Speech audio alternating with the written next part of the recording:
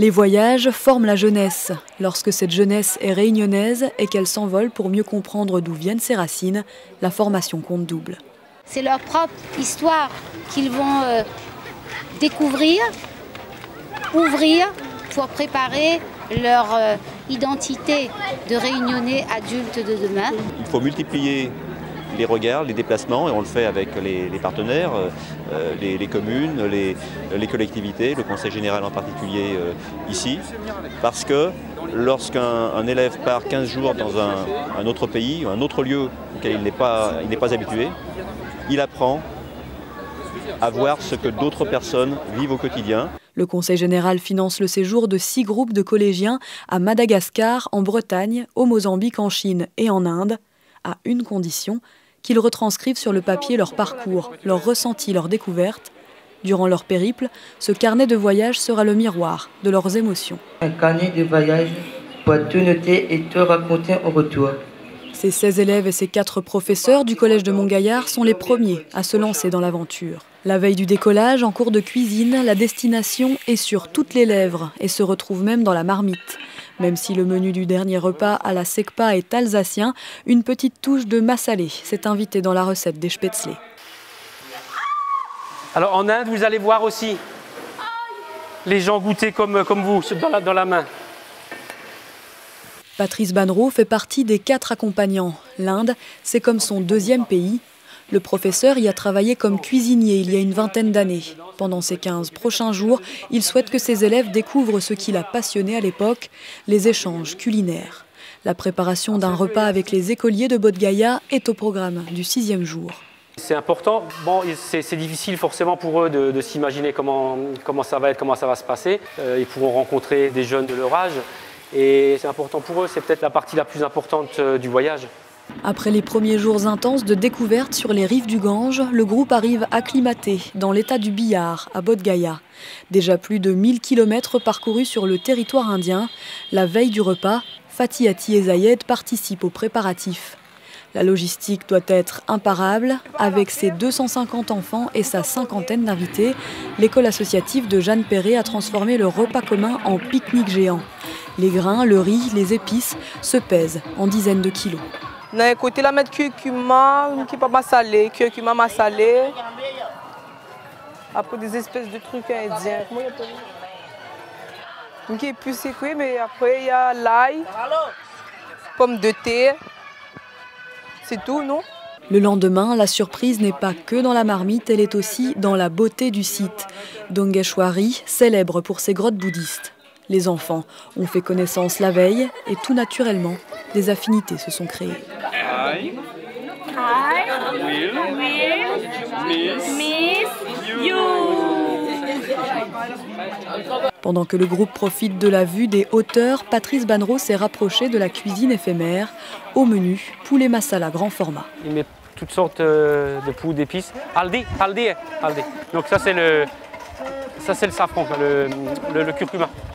En fait, ça fait à peu près une demi-heure qu'il fait chauffer les oignons. Le poulet dans la sauce.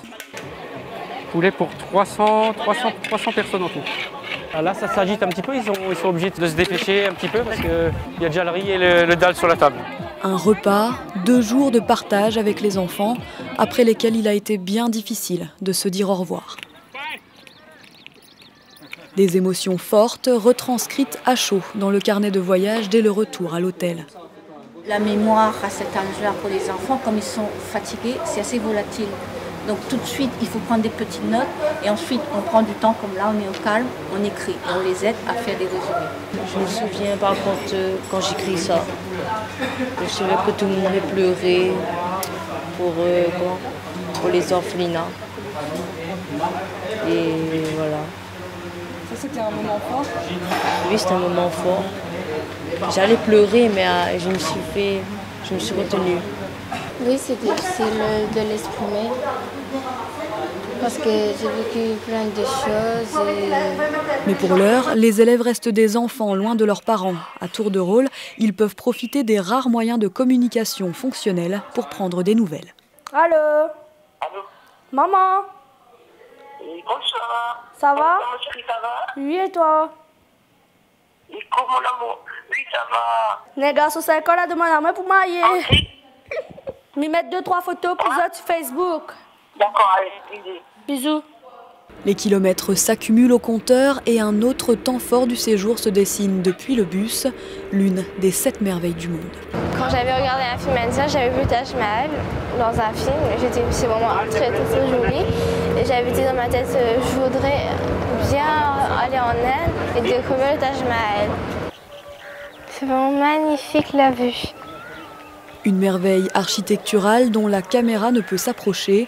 Le mausolée de marbre construit au XVIIe siècle est protégé des prises de vue, sauf exception bollywoodienne. Les films indiens, c'est très célèbre pour les chansons d'amour. Oui. Et le Taj Mahal, c'est symbole d'amour. Après une demi-journée de visite, Joelia ne se lasse pas de l'histoire de Shahjahan et Mumtaz Mahal. C'était quand elle était morte, la femme du roi? Elle est morte? Quand elle était morte. Shahjahan ou sa femme? Sa femme. Sa femme, elle est morte quand elle a mis au monde son 14e fille dans la Burhanpur. Burhanpur, 600 km loin d'Agra. Sur cette rive de la rivière Yamuna, loin de l'effervescence du centre d'Agra, l'Inde rurale a elle aussi vue sur le Taj Mahal. Le guide en profite pour s'attarder sur un combustible encore utilisé en Inde, la galette de bouse. On ramasse le bouse de buffle et bouse de vache et on fait galette comme ça. Les habitants du village, ils utilisent seulement le chauffage, le galette. La nuit tombe et les cultivateurs sont toujours au travail. Philippe Miranville, Fatiati et Sylvina tentent un brin de causette. Facebook ID? Elle a dit, elle a Facebook, mais elle ne peut pas vous donner, vous êtes trop jeune. Les élèves commencent à le comprendre, l'Inde est un pays de contraste. 10e jour de périple, direction la capitale du Rajasthan. Et demain, tu vas te mettre sur l'éléphant? Ouais. Ah. Tu es déjà monté sur l'éléphant? Non. Jamais.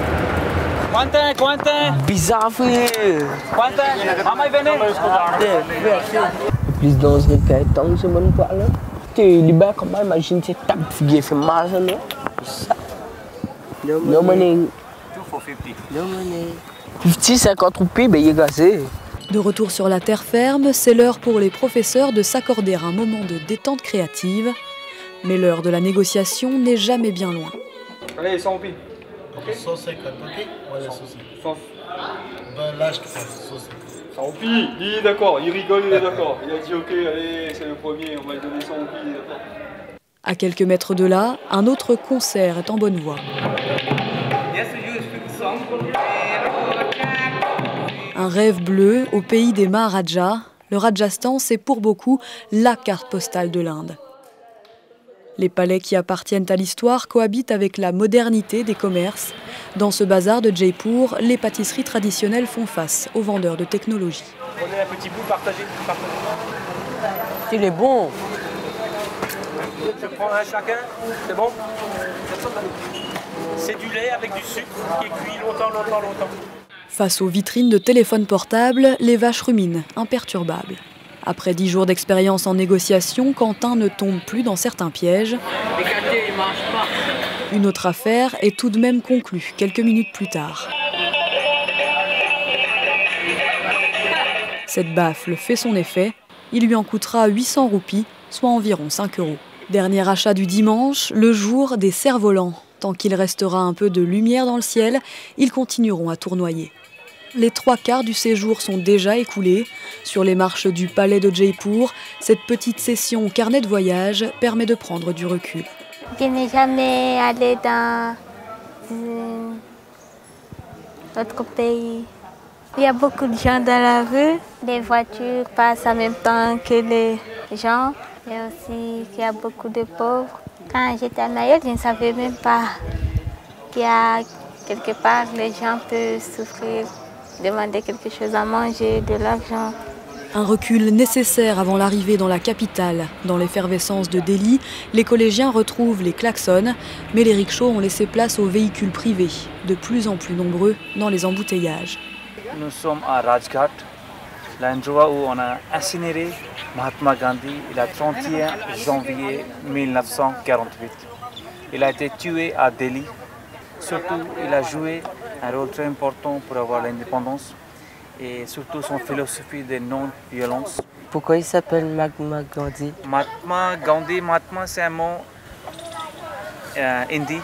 Si je divise le mot en deux, Mahan ça veut dire grand, Atma ça veut dire l'âme. L'étape est particulièrement symbolique pour les 9 élèves de la 4e Gandhi. Leur classe a été rebaptisée au moment où le projet de voyage en Inde a démarré. C'est un grand homme et il n'y a pas beaucoup de gens comme lui. C'est la seule personne que je sais qui a combattu sans de violence, seulement en parlant. Et il n'y a pas beaucoup de gens comme lui. Je suis content de savoir aussi son histoire, son passé. La flamme éternelle continuera à brûler, mais pour marquer le coup, le groupe a voulu laisser une trace artistique dédiée à Gandhi. Cette affiche, créée par un graffeur réunionnais, termine son voyage dans ce quartier de street art. La citation du chantre de la non-violence interpelle les passants.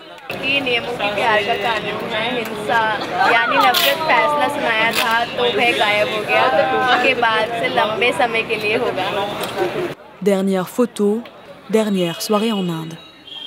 Après une courte nuit, ultime trajet en bus sur le territoire indien, les cœurs sont serrés à l'idée de quitter cette terre de rencontres, riche en enseignements.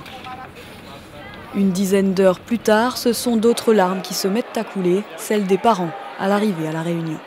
Dans leur bagage, les collégiens ont avant tout emporté avec eux cette leçon de vie, celle de la confrontation à une autre culture, née à 5000 km de La Réunion et pourtant si familière. Des souvenirs gravés à jamais qu'ils feront partager à leur famille et certains l'espèrent dans leur vie d'adulte, à leurs propres enfants.